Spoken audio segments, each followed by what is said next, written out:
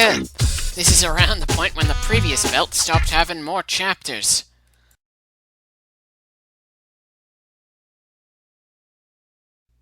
I'm pretty sure for a good while the story claimed that mankind lived in the boiler room.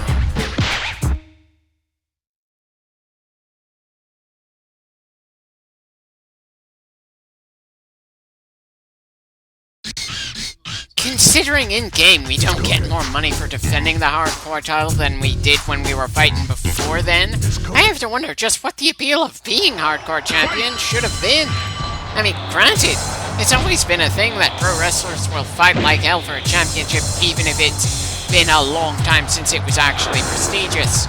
Part of it having to do with pride, just looking at the championship belt and going, "This is mine, I'm the best in this subdivision," is usually enough for their ego. Still, if you have to be on guard absolutely all the damn time when you're the hardcore champ, it just doesn't feel like it's worth having.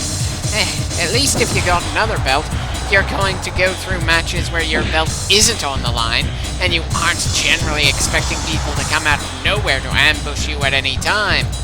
But then I suppose one of the things about this belt is that you're supposed to just turn your brain off more than with any other belt in the business. Again, it just wasn't a thing after the Attitude Era for there to be a hardcore championship anymore. It was a fairly niche part of the wrestling business. And I'm fairly certain that the WWF and WCW kind of went through it more because they saw how passionate fans were of ECW stuff rather than actually looking at with any detail why ECW fans loved the borderline reckless and ruthless brutality. Of course, considering how many hardcore matches ended up becoming essentially gag matches, I don't think the ECW fans really love the hardcore matches anyway. Very few would even bother trying to get to the same level of brutality as ECW generally went through, or the same work rate. It was there for some variety for a while, and they just didn't feel the variety was adding anything for them, so they just dropped it without any fanfare.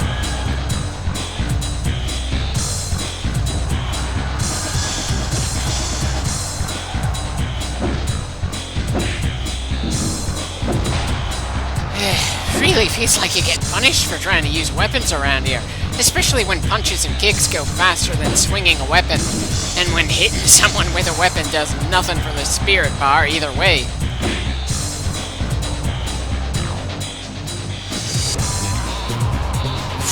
Okay, so not even a 1 count there. I definitely hope that when I finally get to SmackDown vs. Raw, I'll have an easier time dwelling when someone is worn down enough to pin, instead of having to guess.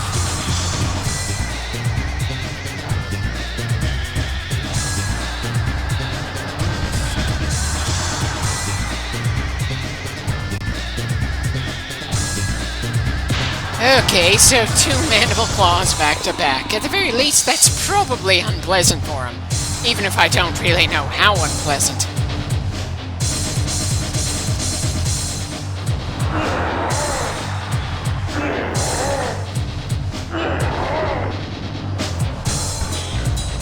The Spirit Bar says danger, but he's getting back on his feet. What does danger on the Spirit Bar actually do, anyway?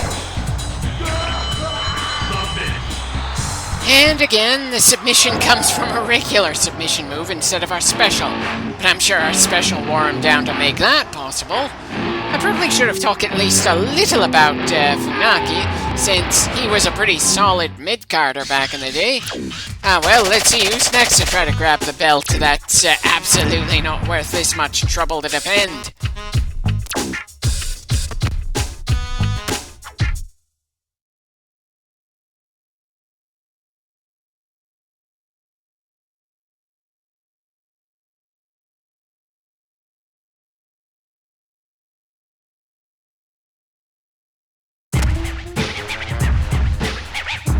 Oh, son of a bitch. Both members of the APA? I'm really not liking my chances against 2 at once.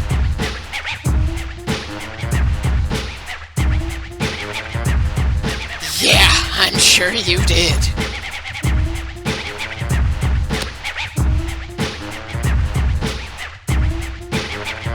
And I assume you're doing this out of the goodness of your heart, then.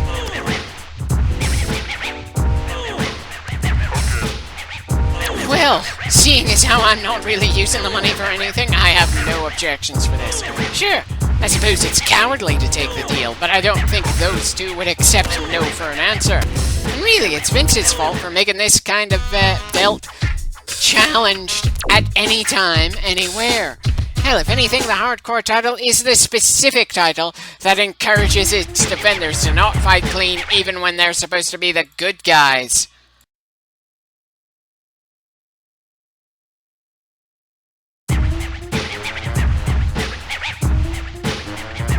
Oh, for God's sakes, we already beat you in this belt line!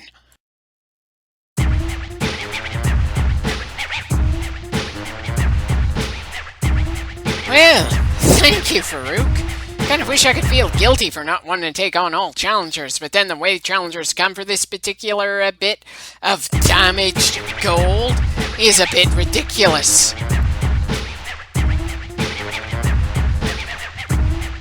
Considering we've been fighting pretty well so far in this belt line, I think we already know I can hold my own.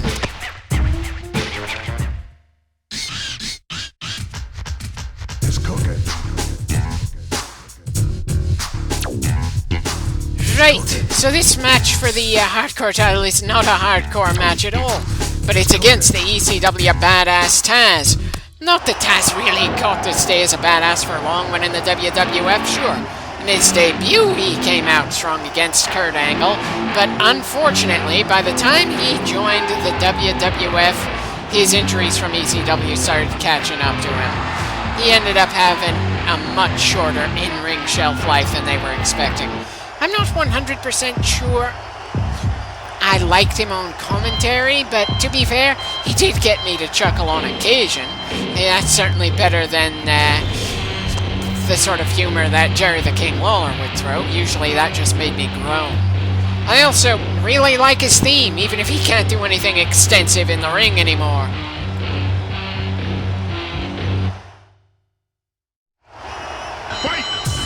Part of me was honestly tempted to go through the hardcore title run with Taz, but I'm afraid Mankind made more of an impact for me in terms of hardcore.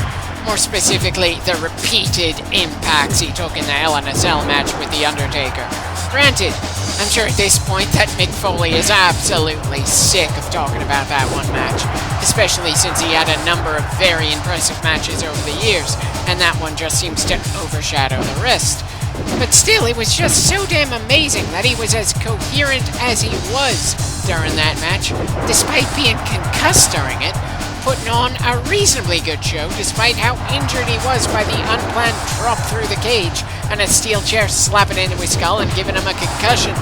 He didn't remember much of anything afterwards, though, and that match in particular really left a mark on him. As good as many of Taz's ECW's matches were, I didn't really get to see any of them until long after that company had gone under. The best matches I can remember with Taz in the WWF were his debut against Kurt Angle and the match during Invasion against Tajiri. So he never really had much of a chance to get me while I was at my most impressionable.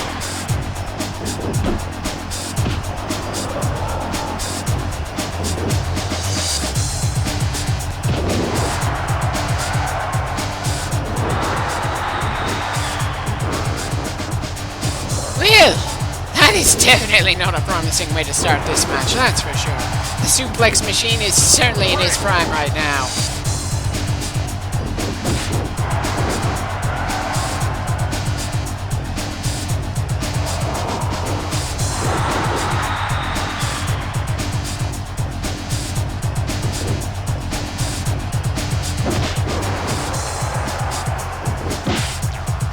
Good God!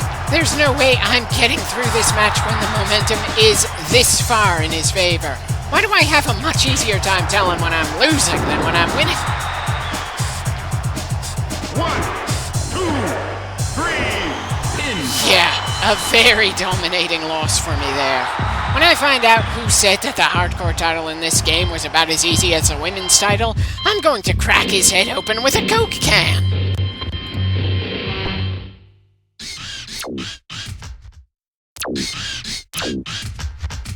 It's cooking. That isn't a retry. That's a completely different match against a completely different opponent.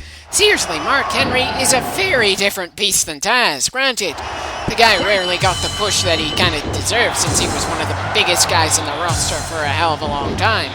He may have been called the world's strongest man and did have the clout to go along with it, but he ended up in the same awkward place as the Big Show.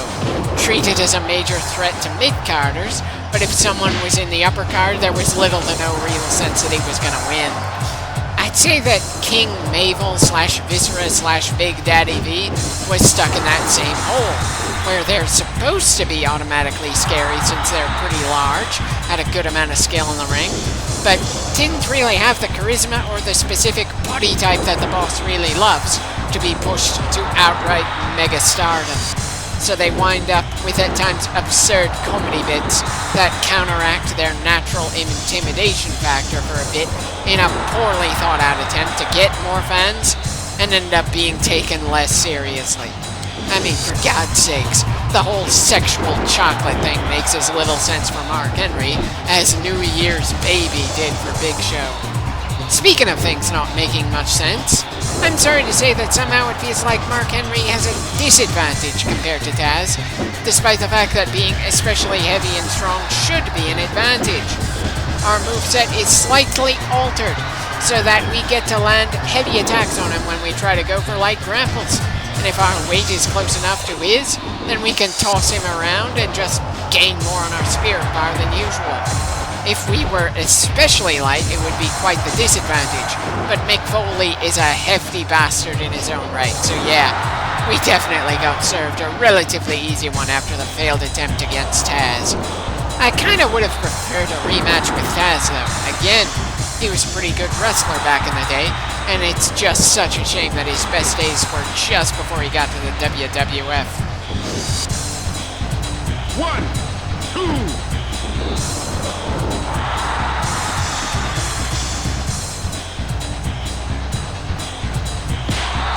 Doubt the mandible claw is going to deal all that much damage. As far as I can tell, it's been remarkably underwhelming.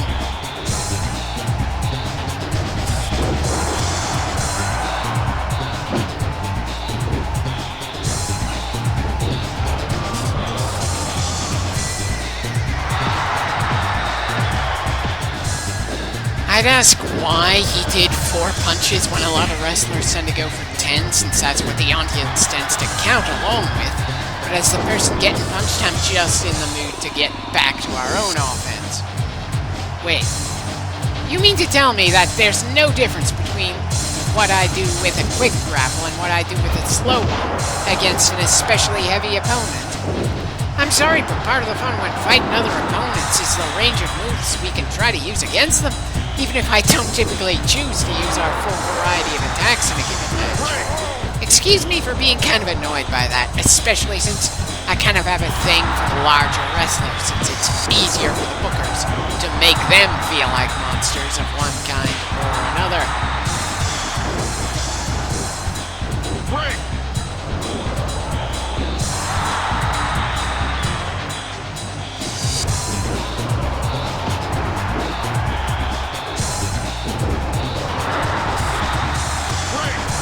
Certainly a good number of breaks here.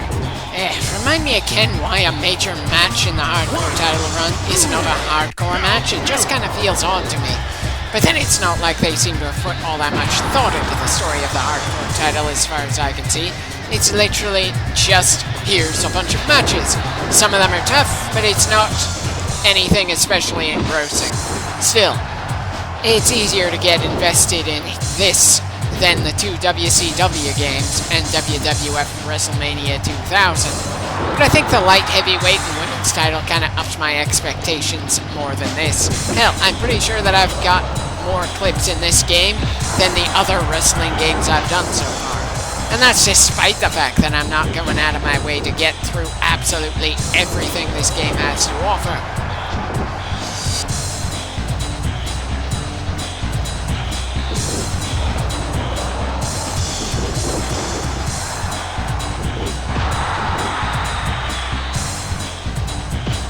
Well, It certainly feels like Mark Henry's making sure he's not going to be treated like a complete joke in this game, regardless of what the mechanics of it have to say about the matter. Still, as disadvantages go, he's got an annoying one in terms of game mechanics.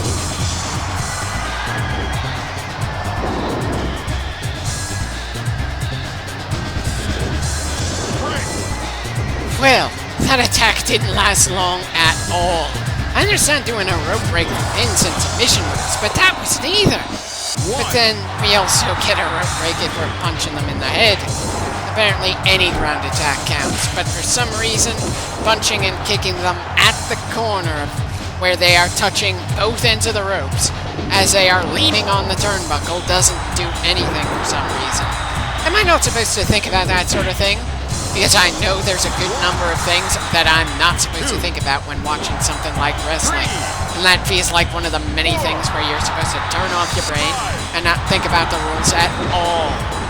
Of course, in some matches, the referees don't seem to fully know the rules of the specific match they're actually going through. Sometimes trying to get someone to stop a hold due to the ropes being grabbed, when it's explicitly a match that has no rope breaks.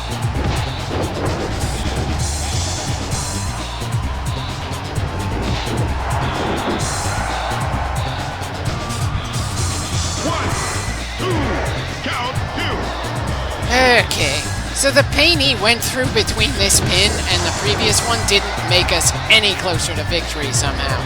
I know I keep saying it, but I really wish it wasn't a grueling guessing game to figure out that we can pin the bastard.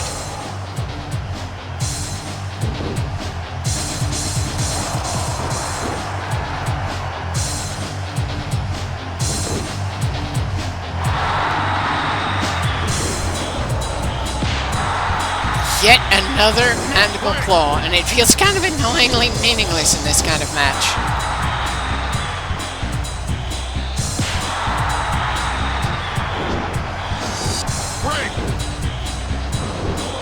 Just delivered two of our special, and we couldn't keep it on for long because of the annoying rope break mechanics around here. But I'm pretty sure if I played as Taz instead in this match, that Mark Henry would be a good deal harder for us. And that does it. Despite the unexpected loss earlier, we're still making progress here. Now, just what do we have to look forward to for the final match of this part of the belt line?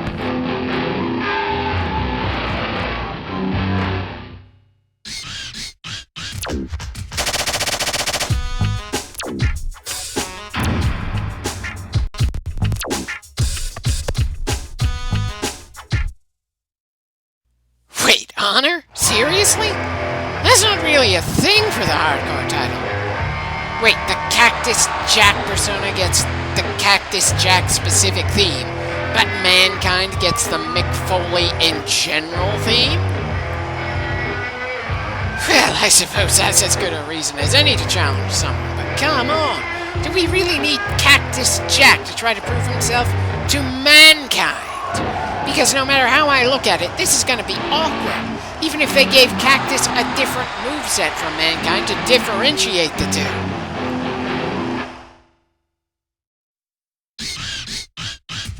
I could understand if changing Mankind's costume made him switch personas, but treating the same wrestler as multiple different people? At the very least, I know it's a thing that this game will let some of the various members of the roster show up as alternate attire for someone else to save space on the cartridge. So it would have made sense to do that for all of Mick Foley's personas. So while apparently in the files themselves, Mick Foley is going a triple header in this game, as himself, Mick Foley, Mankind, and Cactus Jack, for some reason Dude Love is not one of his things. Though his portrait, outfit, and entrance are available in the Creative Wrestler mode. Excuse me for being a bit baffled about the game designer's decisions here. It's one thing to, at the last minute, decide not to have the Big Show in this game, since apparently when this was released, he was in Ohio Valley Wrestling to shake off some bad habits gained from WCW. It's another to spend 3 separate files on a single wrestler and not actually implementing all three of his distinct in-ring personalities as they existed at the time. And if the online list of wrestlers included in the game's roster is to be believed, Goldust did not make any appearance at all here. But for some reason, the Godfather shows up twice? I'm hoping that's just a mistake on the part of the person making that list, because I don't think we needed both the Godfather and the Goodfather. It just feels a bit odd to me that Goldust wasn't included in this game, especially since his wife was one of the wrestlers in the women's division, and it would have been a bit less bullshit for us to fight against the effeminate Goldust in a mixed tag, rather than the wall of muscles that was Triple H. But then I suppose Triple H and Stephanie, it worked out pretty well since, well, they have a thing against China, who I was playing as, and they've been explicitly heels for years, and pulling the strings backstage to get something that far in their favor would certainly be in character for them. Bloody hell. Bloody hell. I need to be more focused on the match we're actually going through right now, rather than talking about so many other things. But I just can't feel interested in Mankind vs. Cactus Jack, outside of maybe chuckling that this is our ultimate challenge for the belt. A belt that I am not sorry got retired. Great move trying to headbutt a stick of wood covered in barbed wire there, sir. Not that I seem to be getting too many hits with it, just it's better than attacking with a plastic water bottle.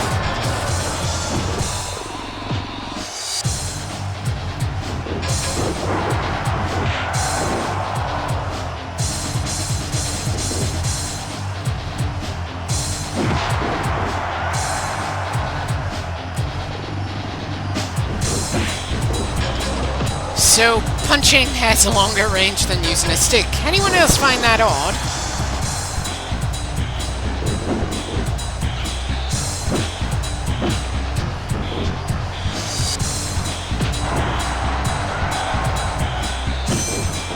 Oh, wonderful, sir. Punching yourself in the balls. I wonder what Freud would say to that one.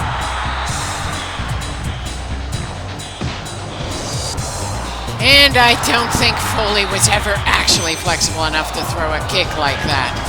Great. Now I'm remembering his parody of Shawn Michaels' Sweet Chin Music. I think it was called Sweet Shin Music. Understandable, not everyone can bend like a cat, and I'm sure his pants weren't meant to bend all that much either.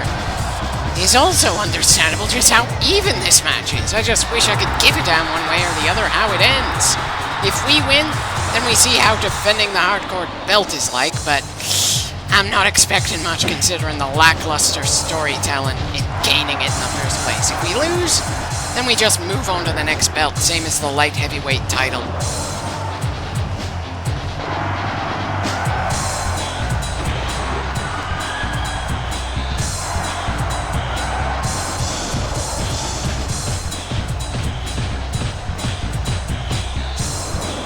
Well, at least we got our special before Cactus did. Guess we won't be seeing if he has the mandible claw as well, or if it's the DDT for his special.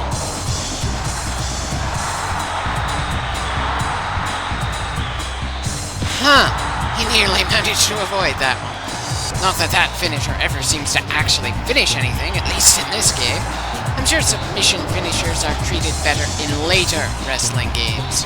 Though I'm also pretty sure that the finishers working the way they do in this one is part of the reason I just probably won't bother with anything other than direct impacts that you can pin your opponent after from the PS2 generation onwards.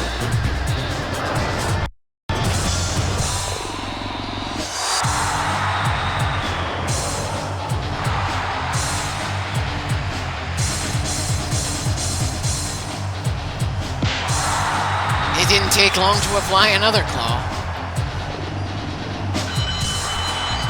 Well, I'll be damned. It actually finished the match not long after I was bitching about our finisher never really finishing things around here.